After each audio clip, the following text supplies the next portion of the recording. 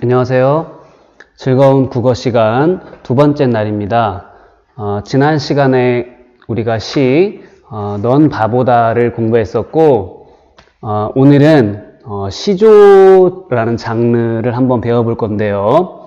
교과서는 여러분 18쪽을 펴면 되겠습니다. 자, 여기 써있죠. 교과서 18쪽을 한번 봐주세요.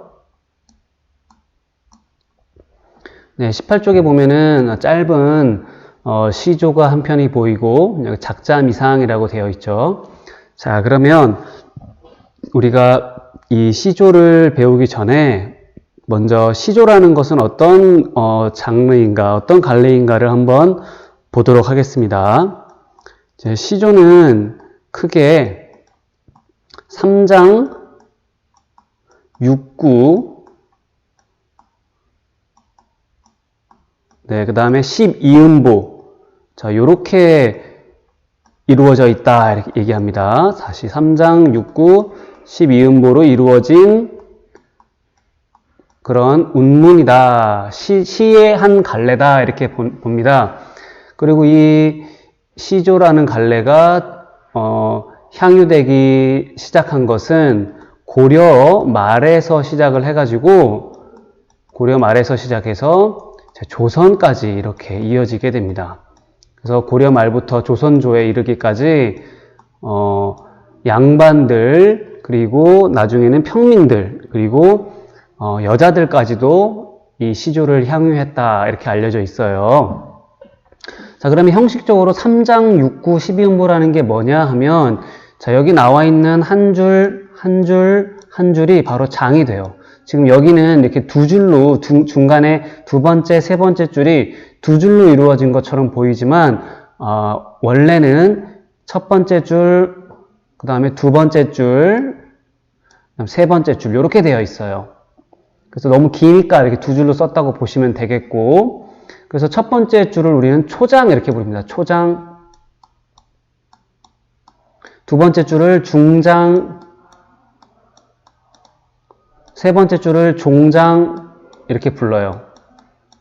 그래서 세 개의 장으로 이루어졌다 3장이라고 하고, 자, 6구라는 것은, 자, 6구와 12음보는 선생님이 나중에 제대로 되어 있는 그 평시조가 나올 때 다시 설명하겠습니다. 이 평시조라고 선생님이 이제 얘기했지만, 지금 나온 이 작품은 이제 평시조에서 길이가 길어진 사설시조가 된 거거든요. 네, 사설시조가 된 거예요.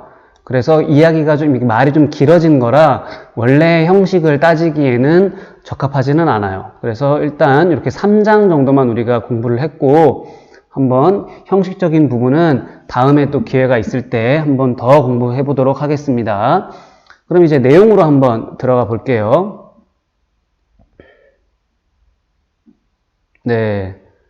내용으로 한번 들어가기 전에 한번 좀 지우고 좀 시작하겠습니다. 이런 것들 좀 지우고요. 좀 다 보셨으니까 지우개로 싹싹싹싹 지우고,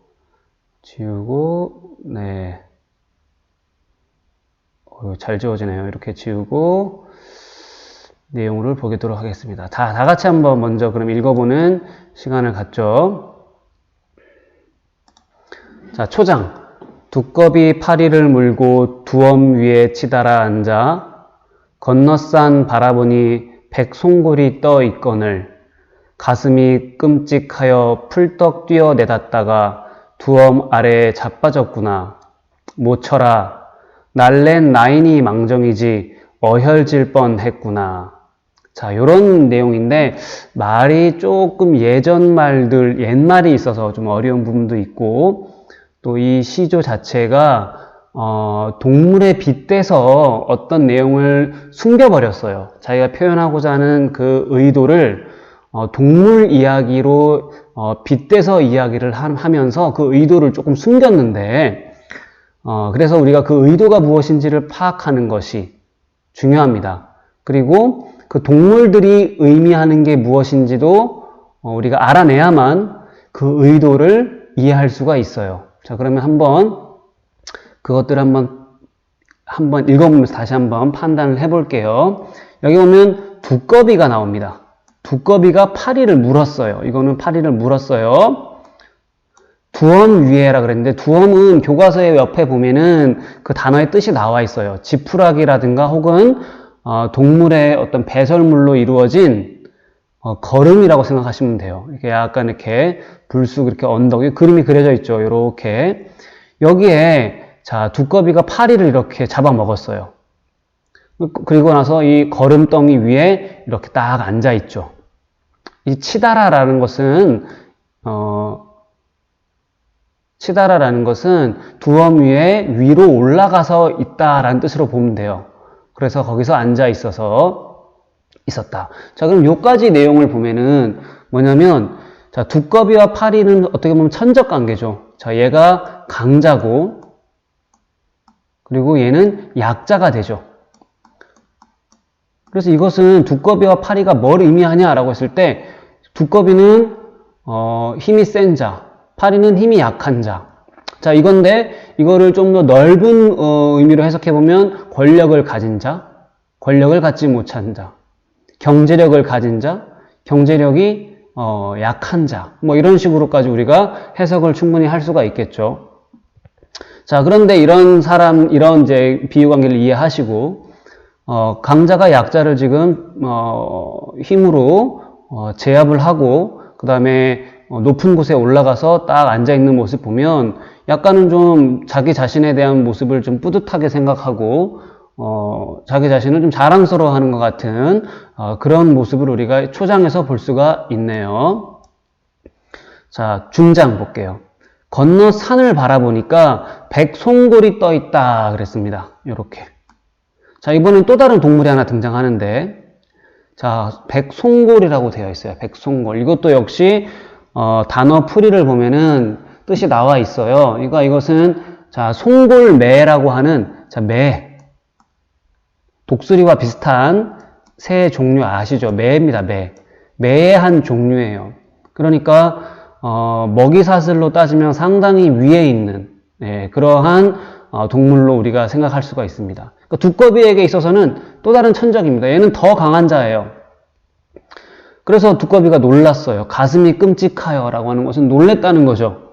풀떡 뛰어내렸습니다. 자, 왜 뛰어내려요?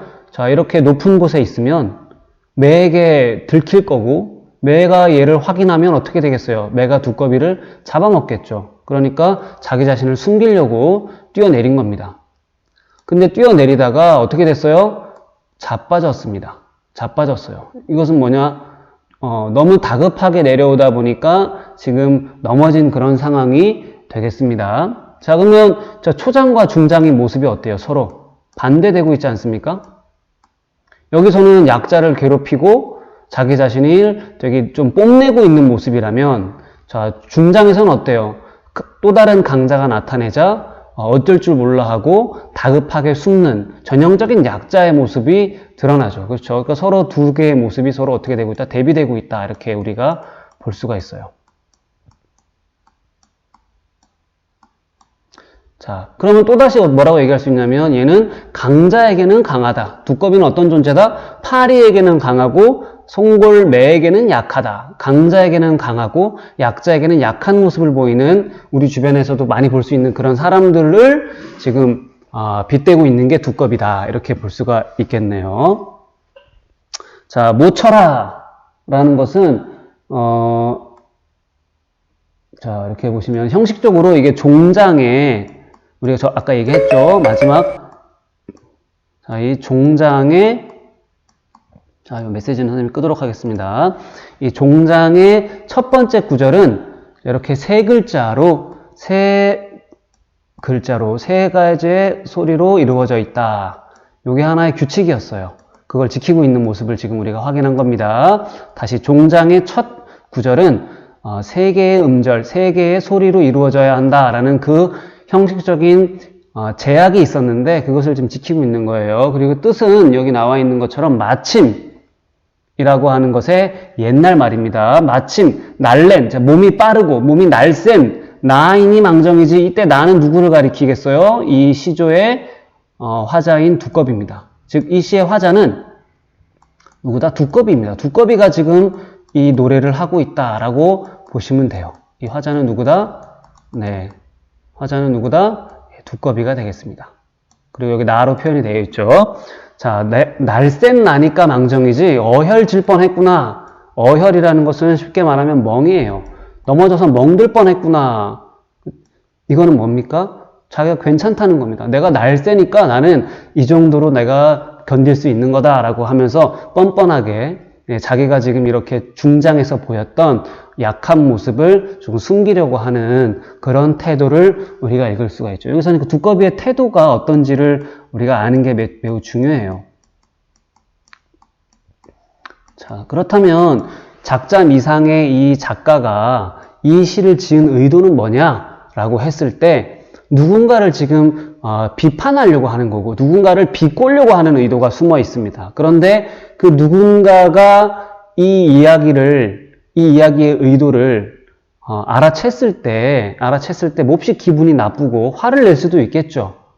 그러니까 이렇게 다른 대상에 비유적으로 표현을 함으로써 의도를 숨긴 겁니다. 이런 표현을 뭐라고 하냐?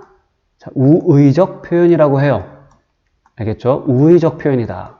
그러니까 어떤 대상에 빗대서 자신의 의도를 숨기면서 표현하는 것, 그것을 우의적 표현이라고 합니다. 이 시가 전형적인 그런 우의적 표현을 하고 있다라고 이렇게 이해하시면 되겠네요. 그래서 그러면 당시에 좀 관리자인데 어때요? 백성들에게 이건 누구겠어요? 힘없는 백성들을 얘기한다 이렇게 볼 수가 있겠고 백성들을 관리하는 관리인이 되겠습니다. 근데 조금 뭐예요? 깨끗하지 않은 부패한 관리인. 그래서 그런 것을 네 글자로 우리가 탐관오리라고 해요. 탐관 글씨가 조금 잘 안 써지는데 마우스로 선생님 이걸 하다 보니까 조금 글씨가 엉망진창이 됩니다.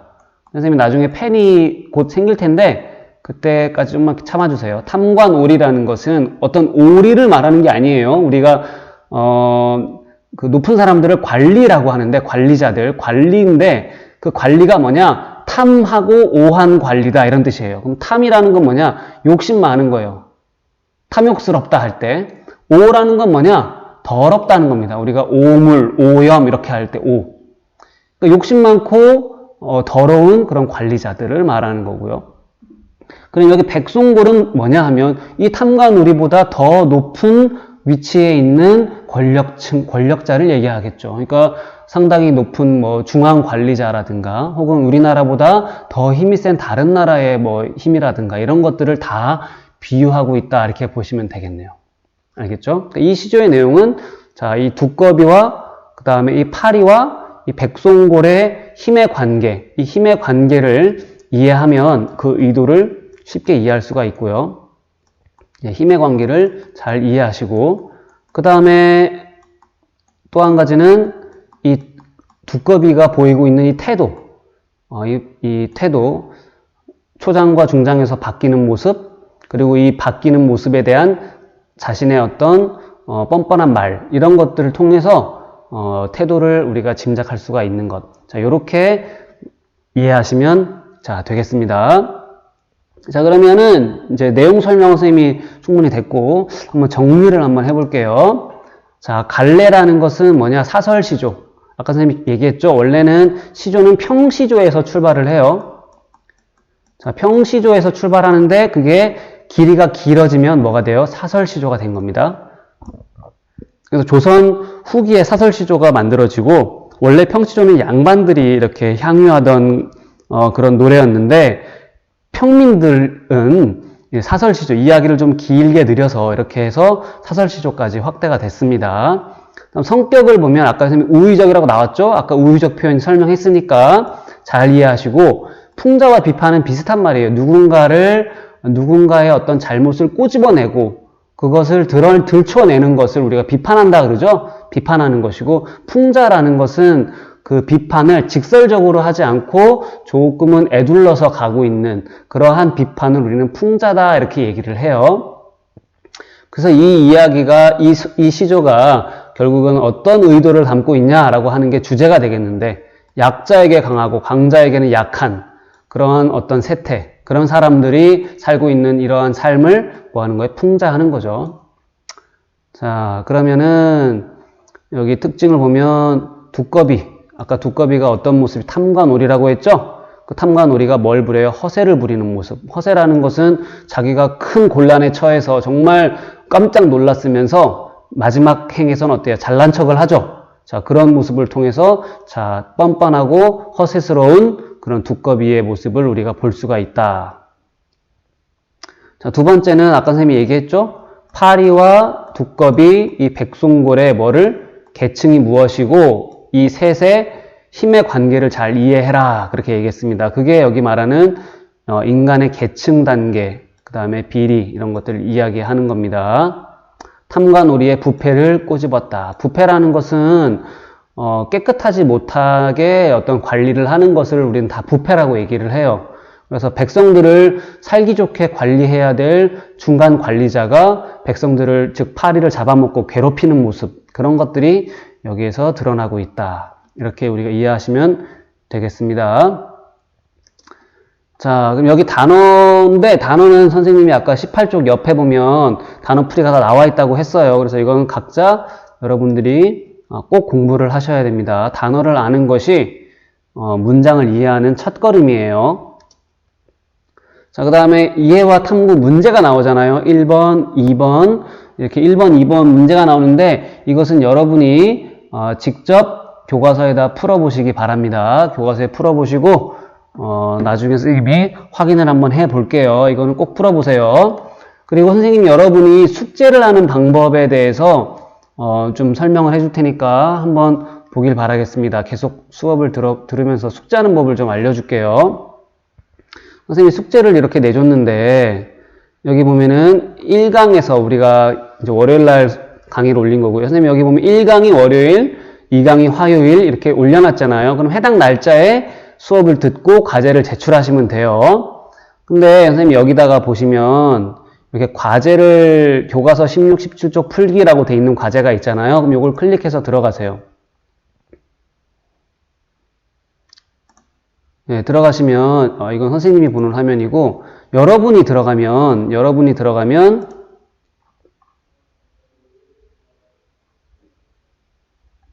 선생님 여기 보시면 잠시만요. 다시요. 네, 여기 나올게요. 처음부터 다시 설명해 줄게요. 자, 여러분이 이렇게 수업에 들어가서 온라인 수업 1강에 과제 여기 들어가시면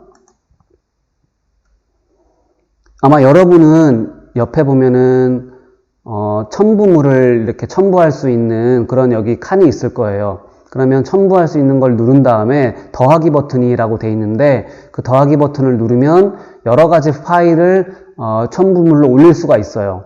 그래서 여러분이 여기에 들어가서 이 항목에 들어가서 여러분이 사진을 찍습니다. 선생님 여기 보시면 사진을 찍으라고 했죠? 그럼 교과서에다가 문제를 풀 거 아니에요? 그럼 푼 내용을 휴대폰으로 사진을 찍고 그 사진 파일을 더하기 버튼 누른 다음에 첨부물로 여기 올리시면 돼요. 그 정도는 할 수 있겠죠. 그렇게 하시고 자, 오늘 수업은 여기 들었고 오늘 과제는 여기 보시면 선생님이 여기 문제를 이렇게 해놨어요. 자, 여기 이 문제를 여러분이 다 읽고 푸시면 됩니다. 1단원에 나와 있는 넌 바보다와 그 다음에 두꺼비 파리 물고라고 하는 그 시조가 다 담겨 있어요. 자, 그럼 이 문제를 다 풀고요. 여기 두꺼비 파리 물고가 있죠. 이 문제를 답을 다 써가지고 역시 아까 선생님이 설명한 대로 여기 첨부하기, 더하기 누르고 더하기 버튼 누르고 그 파일을 첨부할 수 있는 칸에다가 여러분이 문제 푼 그 사진을 올리시면 선생님이 그걸로 출석을 확인할 거예요. 이렇게 확인하도록 하겠습니다. 혹시 뭐 질문 있는 학생도 여기 질문 있는 학생도 댓글로 질문을 남겨주시면 선생님이 답을 달아드리겠습니다. 네, 오늘 수업은 여기까지 하도록 하겠습니다.